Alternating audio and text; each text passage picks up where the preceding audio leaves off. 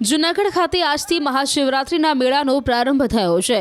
ત્યારે મેળાના પ્રારંભે જ ભવનાથ મંદિર ખાતે ધ્વજારોહણ કાર્યક્રમ યોજાયો હતો। પરંપરાગત રીતે પૂજા અર્ચના કરાયા બાદ 55 કિલોના પિત્તળના ધ્વજદંડ પર ધ્વજારોહણ કરવામાં આવ્યું, જેમાં મોટી સંખ્યામાં સાધુ સંતો તથા સ્થાનિક વહીવટીતંત્રના પદાધિકારીઓ ખાસ ઉપસ્થિત રહ્યા હતા। તો શ્રદ્ધાળુઓમાં પણ અનેરો ઉત્સાહ જોવા મળ્યો હતો। મહત્વનું છે કે દેવાધિદેવ મહાદેવના સાનિધ્યમાં ભક્તિ, સંસ્કૃતિ અને પ્રકૃતિના સંગમ સાથે જૂનાગઢના પવિત્ર ભવનાથ ગિરનારની તળેટીમાં પરંપરાગત રીતે વિશ્વ પ્રસિદ્ધ મહાશિવરાત્રિ મેળાનો પ્રારંભ થયો છે। ત્યારે આજે સાંજે ભવ્ય ડમરૂ યાત્રાનું આયોજન કરવામાં આવ્યું છે, જેમાં મોટી સંખ્યામાં સાધુ સંતો તથા રાજ્યના નાયબ મુખ્યમંત્રી હર્ષ સંઘવી પણ જોડાવાના છે। આજથી શિવરાત્રિ મહાપર્વનો ભગવાન ભવનાથ દાદાના સાનિધ્યમાં ગિરનારની આ પવિત્ર ભૂમિમાં શિવરાત્રિ મહાપર્વનો મેળાનો પ્રારંભ થઈ ચૂક્યો છે। ભવનાથ મહાદેવમાં ધ્વજારોહણ પણ થયું છે। ત્યારબાદ શ્રીપંત દશનામ જૂના અખાડા, હવાના અખાડા અને અગ્નિ અખાડા ત્રણેય અખાડાઓમાં પણ ધ્વજારોહણ થયું અને ત્યારબાદ અન્નક્ષેત્રો પણ આજથી શરૂ થઈ ગયા છે।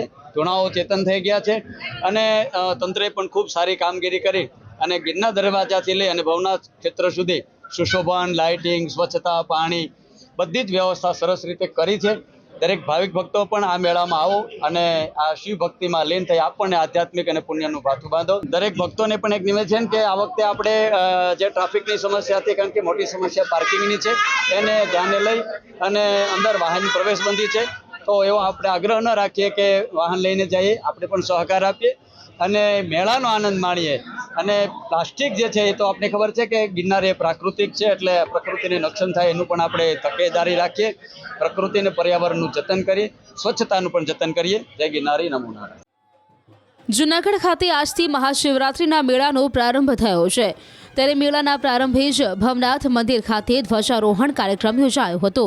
પરંપરાગત રીતે પૂજા અર્ચના કરાયા બાદ 55 કિલોના પિત્તળના ધ્વજદંડ પર ધ્વજારોહણ કરવામાં આવ્યું, જેમાં મોટી સંખ્યામાં સાધુ સંતો તથા સ્થાનિક વહીવટીતંત્રના પદાધિકારીઓ ખાસ ઉપસ્થિત રહ્યા હતા। તો શ્રદ્ધાળુઓમાં પણ અનેરો ઉત્સાહ જોવા મળ્યો હતો। મહત્વનું છે કે દેવાધિદેવ મહાદેવના સાનિધ્યમાં ભક્તિ, સંસ્કૃતિ અને પ્રકૃતિના સંગમ સાથે જૂનાગઢના પવિત્ર ભવનાથ ગિરનારની તળેટીમાં પરંપરાગત રીતે વિશ્વ પ્રસિદ્ધ મહાશિવરાત્રિ મેળાનો પ્રારંભ થયો છે।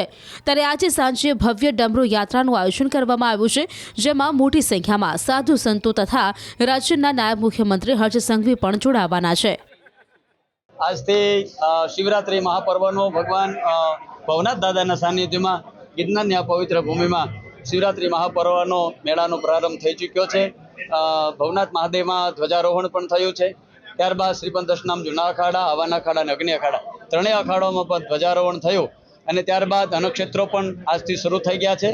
ધૂણાઓ ચેતન થઈ ગયા છે અને તંત્રે પણ ખૂબ સારી કામગીરી કરી અને ગિરનાર દરવાજાથી લઈ અને ભવનાથ ક્ષેત્ર સુધી સુશોભન, લાઇટિંગ, સ્વચ્છતા, પાણી બધી જ વ્યવસ્થા સરસ રીતે કરી છે।